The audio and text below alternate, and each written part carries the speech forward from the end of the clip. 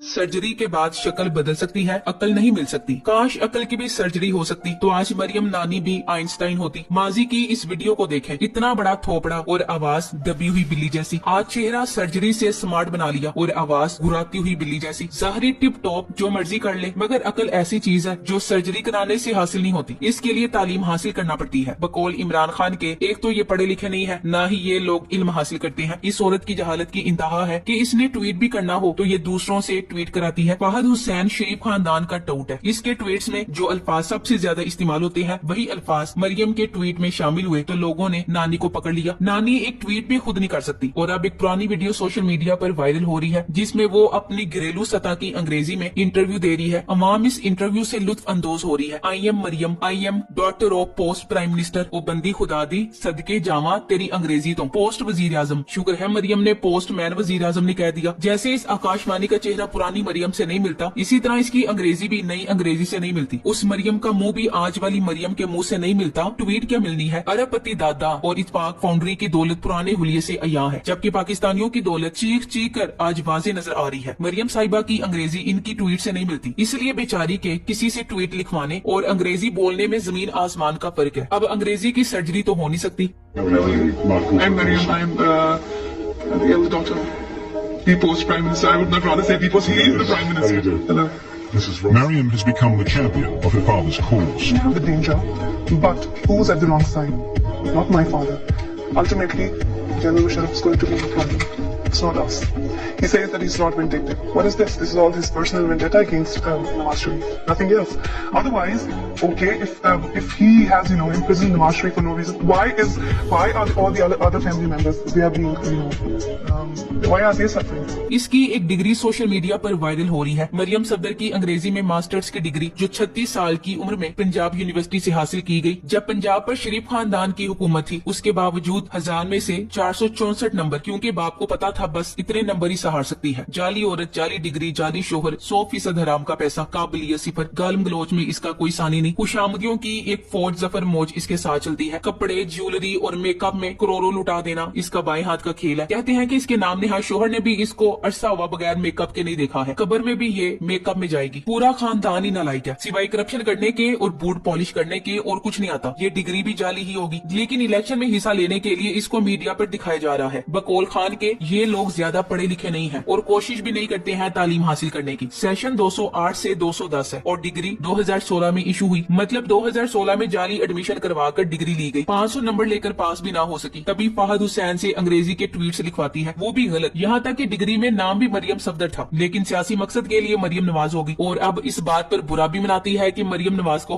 अपने नाम के साथ शोहर का नाम लगाना भी गवारा नहीं है, मैडम प्लास्टिक सर्जरी को। इसके बकिया डॉक्यूमेंट्स में नाम मरियम सफदर है और पॉलिटिकल फवायद हासिल करने के लिए मरियम नवाज इस्तेमाल किया जाता है। कैसे धोखेबाज और मुनाफिक लोग हैं ये। वैसे किस्मत की सितम जरीफी देखिए कि मरियम ने इमरान खान को अंग्रेजी में ट्वीट करके जवाब दिया है, जिसमें वो तस्लीम कर रही है कि वो अपने वालिद की बिगड़ी हुई बदतहजीब औलाद है। और हर बंदा पूछ रहा है कि मरियम की ये ट्वीट किसने अंग्रेजी में लिख दी जिसमें मरियम की अपनी बेइज्जती की गई है। भाई इनका दिमागी लेवल ही इस कदर है। मैडम खुद ही अपनी ट्वीट में कहती हैं, अब देखना ये बिगड़ी छोकरी तुम्हारे साथ क्या करती है। यानी मान लिया कि वो अमीर बाप की बिगड़ी लड़की है। क्या सराई की जा रही है कि उर्दू की ट्वीट्स इरफान सदीकी के जिम्मे है, जबकि अंग्रेजी फहद हुसैन के जिम्मे लगाई गई है। उसे पता नहीं चला ना कि क्या लिखना है, क्या भेज रही हूँ मैं, वरना कभी ना करती। असल मसला ही यही है। एक तो पढ़ी लिखी सिर्फ डिग्री की हद तक है, वो भी ना जाने किस किस उम्र में हासिल की है। दूसरा अपनी जहालत में जो देखती है उसको कॉपी के चक्कर में बंडी मारती है। महल्ले की औरतों की तरह ताने देना इसका बाही शौक और मशगला है। मजे की बात यह कि इसकी बेइज्जती होती है जो इसे महसूस ही नहीं होती। इसे महसूस भी क्यों होगी, कौन सा पहली बार बेइज्जती हुई है। जवानी से लेकर अब तक अल्लाह जाने कितनी दफा बेइज्जती हुई है। किसी जेब कतरे को भी पुलिस पकड़ ले तो वो भी यही कहता है कि मुझे नवाज शरीफ से मोहब्बत की सजा दी जा रही है। खान साहब सच कहते थे, इन फटे हुए बच्चों ने जिंदगी में कभी कोई काम किया ही नहीं, यहाँ तक कि पढ़ाई भी। नानी इस बात की अजीम दलील है कि कुछ इंसान एक भी ब्रेन सेल के बगैर वजूद रखते हैं।